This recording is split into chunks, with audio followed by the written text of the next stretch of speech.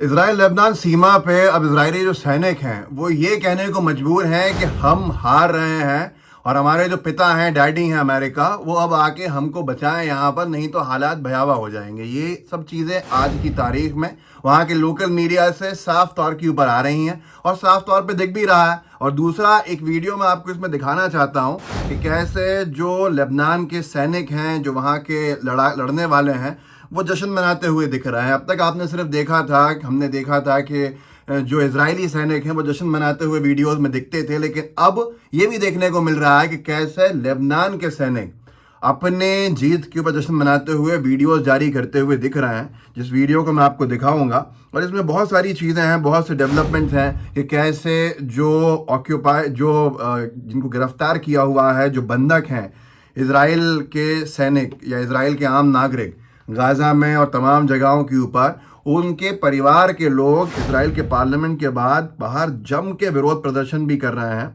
मैं वो भी आपको वीडियो इसमें दिखाना चाहता हूँ।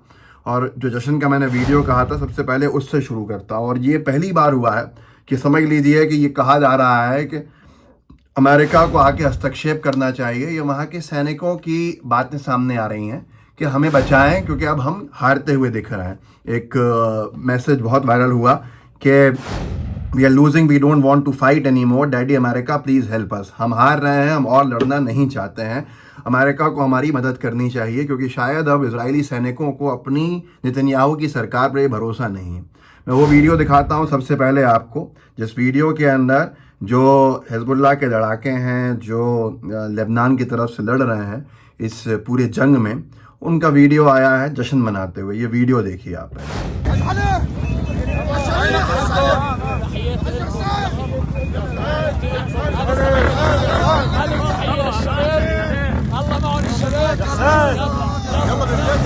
तो ये 12 सेकंड का जो आपने वीडियो देखा, इसके ऊपर साफ तौर पे एक जर्नलिस्ट हैं हुसैन मुर्तज़ा, उन्होंने इसको डाला है और लिखा है कि जो नसर में लोग हैं, अजीज़ और अल अब्बास इलाके के अंदर, और जो तमाम लड़ाके हैं, उन्होंने बहुत तेज़ी के साथ अपने जो पोस्ट हैं वो आगे बढ़ाना शुरू की हैं और उनको कामयाबी मिल रही है। तो ये एक बड़ा बदलाव है लेबनान से जंग के बाद। जंग देखिए किसी चीज़ का हल नहीं होता, और गांधीवादी विचारधारा जो होती है वो यही कहती है कि मसलों का हल डायलॉग से होना चाहिए। पर शायद इजराइल ने अपने ग्रेटर इजराइल की सनक कह लीजिए, या नेतन्याहू को अपनी गद्दी बचाने का जो डर था उसके चलते इतनी लंबी ये जंग खींची है, और जंग का नरसंहार ने परिवर्तित की हुई जंग थी।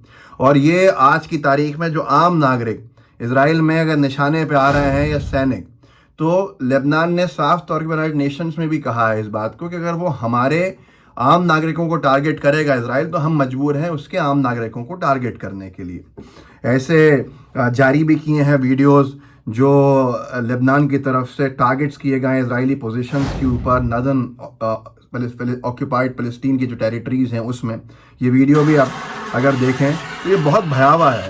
इस वीडियो को अगर आप देखेंगे यहाँ, तो अच्छे जो इस वक्त लोग हैं वो कह रहे हैं कि बड़ा भारी नुकसान जो है इजराइल को उठाना पड़ रहा है।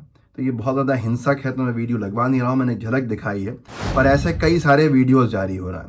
मैं आपको वो दिखाता हूँ कि कैसे जो इजराइल के नागरिक बंधक बने हुए हैं, अब वो बचे हैं नहीं बचे। इजराइल ने हमलों में ये भी कहा जाता है कि अपने ही बंधक नागरिकों को मार दिया है। तो उनके परिवार के लोग जो इजराइल का पार्लियामेंट है उसके बाहर कैसा प्रदर्शन कर रहे हैं, ये आप देखिए।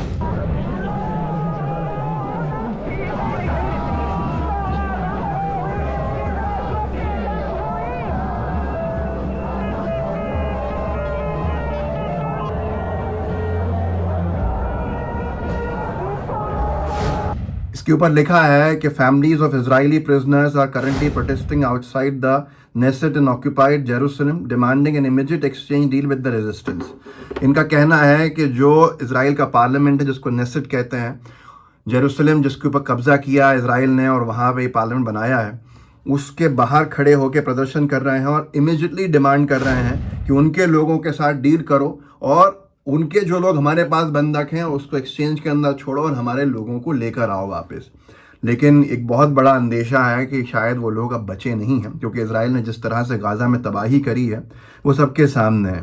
तो ये तमाम चीज़ें हैं। भले ही इज़राइल कई जगह पे ये कहे कि हम बहुत मजबूती से लड़ रहे हैं, लेकिन मिडल ईस्ट स्पेक्टेटर ने कहा है कि सोर्सेस के माध्यम से ग्राउंड ऑपरेशन जो लेबनान का है वो लेबनान की तरफ से बहुत क्लोज है अपने टारगेट को अचीव करने का, मतलब इजराइल को वो बाहर धकेलने में कामयाब हो रहा है।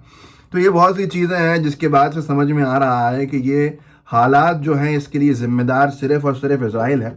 और ऐसे में, ऐसी परिस्थितियों में जिन लोगों की जान को लिया है इजराइल ने, वो एक नरसंहार के रूप में सबके सामने आया है, और ऐसा नरसंहार जो दुनिया ने कभी नहीं देखा हो। ऐसे में अब इजराइल को जो मुश्किलों का सामना करना पड़ रहा है, ये गड्ढा खोदा हुआ उसी का है।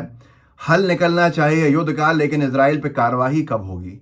एक बड़ी संख्या में, जिसने हज़ारों लाखों की संख्या के अंदर लोगों को मार दिया हो, बेकसूरों को, और अब वो कह रहा है यूनाइटेड नेशन में जाके कि हमारे जो लोग हैं उनके ऊपर हमला किया जा रहा है, जिस पे साफ तौर के ऊपर एक मैंने यहाँ पढ़ा भी था कि अगर वो हमारे लोगों के ऊपर हमला करेंगे तो हम मजबूर हैं। ये प्रेस टीवी ने लिखा है कि मोहम्मद उबैद हैं जो लेबनान की तरफ से बात कर रहे हैं। उन्होंने कहा कि अगर आप हमारे सिविलियंस को मारोगे तो हमारे पास पूरा अधिकार है आपके सिविलियंस को टारगेट करने का।